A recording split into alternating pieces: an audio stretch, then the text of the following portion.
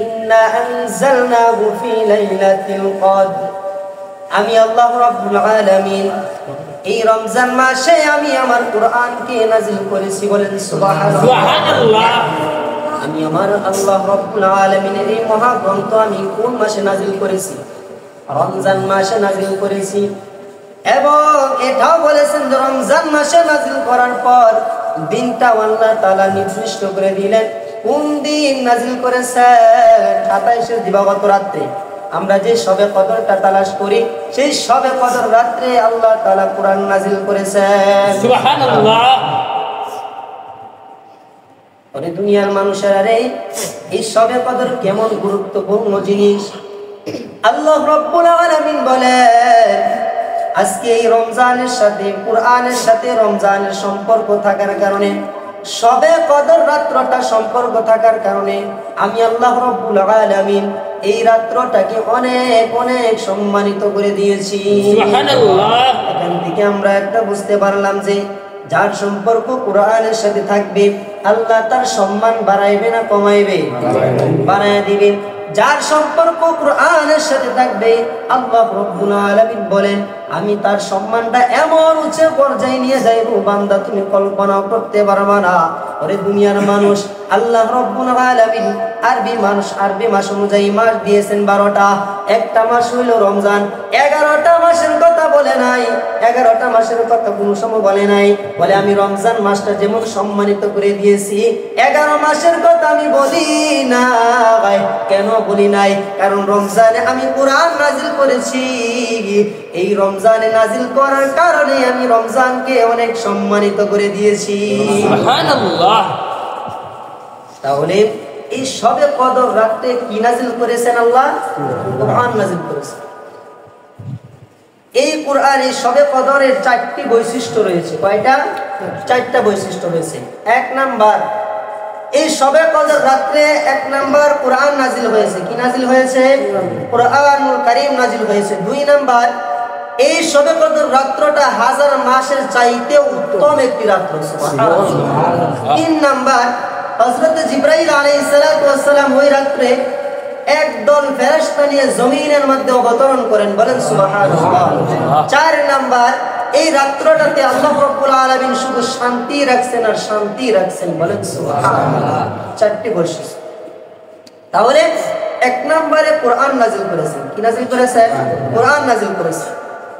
এখন হযরত হাতিম রাদিয়াল্লাহু তাআলা আনহু বলেন, আল্লাহ রাসূল পয়গম্বর রাসূল আকরাম সাল্লাল্লাহু আলাইহি ওয়াসাল্লাম বনি ইসরাইলের জামানায় এক আল্লাহর বান্দা মুজাহিদ সম্পর্কে আলোচনা করতেছেন সাহাবাদের সামনে।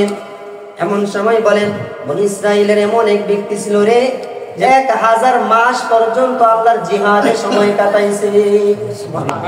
1000 মাস পর্যন্ত আল্লাহ রাব্বুল আলামিনের জিহাদে সময় কাটাইছে। এই কথা বলার পর আল্লাহর পয়গম্বর যখন এই কথা বললেন, সাহাবায়ে কেরামরা আশ্চর্য হয়ে গেলেন। হায় হায়, ওই নবীর উম্মতেরা কতই না ভাগ্যবান ছিল রে, কত লম্বা লম্বা হায়াত পাইছে, কতই না ইবাদত করেছে। আজকে আমরা যদি শেষ জামানার উম্মত বলে আমাদের হায়াত মাত্র 60, 70, 80 বছরের পরে আর মানুষ বাঁচতে চায় না, কথা ঠিক নেই? কিন্তু আগের যুগের মানুষেরা রে কত বছর বাঁচত? 1000 মাস পর্যন্ত আল্লাহর জিহাদে সময় কাটাইছে, কত লম্বা লম্বা হায়াত পাইছে। সাহাবীরা যখন এরকম কথা বলতে শুরু করলো, সঙ্গে সঙ্গে আল্লাহ রাব্বুল আলামিন জিবরাইল আমিনকে পাঠায় দিয়া বললেন যে জিবরাইল যাও, জমিনে যাও, আমার পয়গম্বরের নিকট সূরাতুল কদর নিয়ে হাজির হয়ে যাও। সুবহানাল্লাহ। কদরের মধ্যে ছিল ইন্না আনজালনাহু ফি লাইলাতিল কদর, ওয়া মা আদরাকা মা লাইলাতুল কদর, লাইলাতুল কদরি খায়রুম মিন আলফি শাহর। আল্লাহর পয়গম্বরকে বললেন, ও পয়গম্বর, সাহাবায়ে কেরামদেরকে বলিয়া দেন, হতভম্ব হয়ে যাওয়ার কোনো কিছুই নাই। আগের যুগের উম্মতেরা অনেক লম্বা লম্বা হায়াত পাইছে, তাতে কি হয়েছে? আল্লাহ আপনার উম্মতকে এমন একটা আয়াত নাযিল করে দিয়ে দিয়েছেন, আবার এমন একটা রাত্র দিয়ে দিয়েছেন যে রাত্রে ইবাদত করলে 1000 মাসের চাইতে উত্তম ইবাদত আপনার আমলনামায় দিয়ে দিবে। সুবহানাল্লাহ। তাহলে বনি ইসরাইলের জামানার লোকেরা হায়াত পাইছেন বেশি, তারা হায়াত পাইছেন বেশি।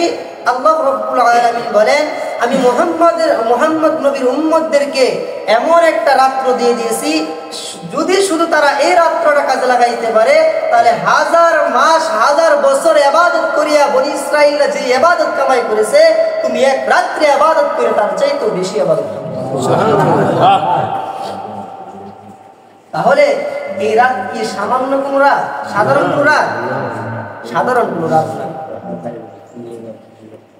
তাহলে যার সম্পর্ক কোরআনের সাথে থাকবে তার সম্পর্ক আল্লাহ বাড়ায় দিবেন। কে বাড়ায় দিবে? আল্লাহ বাড়ায় দিবেন। তাহলে আমাদের সম্পর্ক কোরআনের সাথে থাকবে, আমাদের সম্পর্ক নবীর সাথে থাকবে। আমাদের সম্পর্ক কিসের সাথে থাকবে? নবীর সাথে থাকবে, নবীর সাথে থাকবে, কোরআনের সাথে থাকবে। এখন বলবেন তাহলে কোরআনের সাথে সম্পর্ক থাকা মানে কি কোরআন বুকে নিয়ে শুয়ে ঘুমায় থাকা? ঘুমায় থাকা, ঘুমায় থাকা। এই কোরআনকে মহব্বত করা কিভাবে হবে? তুমি যদি উলামায়ে কেরামকে মহব্বত করতে পারো, কোরআনে হাফেজকে মহব্বত করতে পারো, তাহলে কোরআনকে মহব্বত করা হয়ে যাবে। যার কোরআনকে মহব্বত করবে আল্লাহর কাছে সে প্রিয় পাত্র হয়ে যাবে। সুবহানাল্লাহ। আল্লাহর পয়গম্বর হাদিসের মাধ্যমে বলেন, আল কুরআনু আহাব্বু ইলাল্লাহি মিনাস সামাওয়াতি ওয়াল আরদি ওয়া মান ফীহিন।